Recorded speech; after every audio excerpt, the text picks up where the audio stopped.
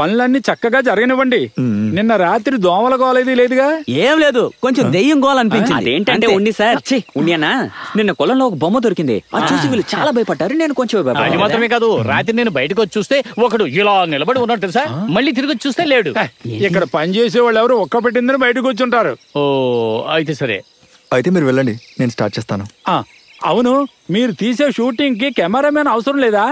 మేమందరం ఏం చేస్తాం? అది కాదు, కెమెరా, లైట్, జిప్, క్రేన్ ఇవన్నీ అవసరం లేదు అన్న. కావాల్సిన లైట్ ఇక్కడే ఉంది కదా. ఇప్పుడు అన్ని డిజిటల్ అయిపోయాయి. ఒక్కడే సినిమా తీసి హిస్టరీ క్రియేట్ చేశాడు తెలుసా. మేము 5 ఉన్నాం, సరిపోవా? జరగనివ్వండి, జరగండి, చూద్దాం ఎంతవరకు సాగుతుందో. పొద్దున్నే అపశకునంలాగా వీడేంట్రా ఇలా మాట్లాడుతున్నాడు? నువ్వు అది వదిలేరా. నువ్వు నా హెవీ ఇంట్రో సీన్ ప్లాన్ చేయి, మాస్ గా ఉండాలి. రే, ఆయన నా కాన్ఫిడెన్స్ తగ్గించాలనుకున్నారు. నువ్వు తీసేకరా రే. షార్ట్ ఫిల్మ్ ఎవరు చూడక్కర్లేదా?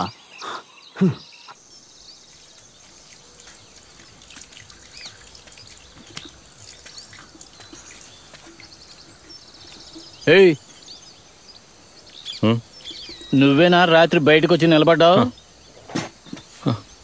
అవును, ఏమైంది? నిన్న నీ గుండెను చూసి భయపడాను. ఏంటి తిరుపతి గుండె? లేదు, జుట్టు ఊడిపోయింది. అవును, ఎండకి జుట్టు రాలిపోతులే. నీకు తోట పని తప్ప ఇంకేమీ తెలీదా? లేదు, అన్ని చేస్తా. అలాగా, సరేలే. ఏం చేస్తున్నారు అక్కడ?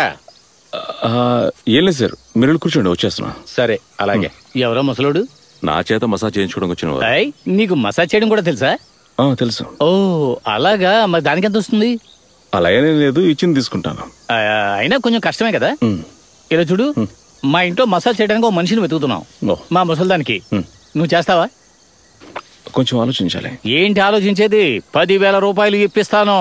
8,000 నీకు, 2,000 నాకు. ఇదే మా వంశాచారం. ఏంటి, ఓకేనా? ఇంకోసారి బాగా ఆలోచించు. ఏమంటావు? టింగ్ టింగ్.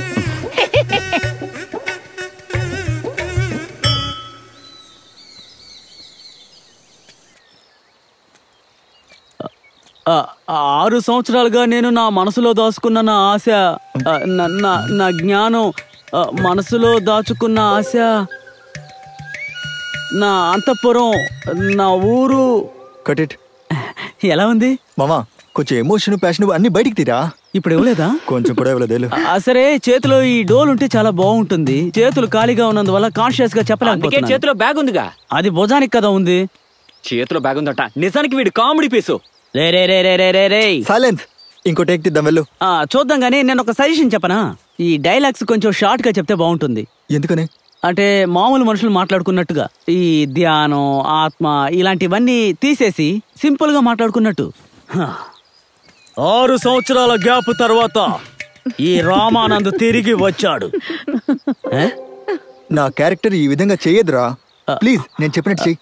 ఓకే, క్యారెక్టర్ లోకి దూరిపోతాం. క్యారెక్టర్ అయితే పర్వాలేదులే. ముఖ్యంగా నువ్వు టెన్షన్ అవ్వకు. ఈ షార్ట్ ఫిల్మ్ పోయినా పర్వాలేదు, నేను నీకు మళ్ళీ డేట్స్ ఇస్తాను, సరేనా? సరే, రండి మొదలు పెడదాం. రండి.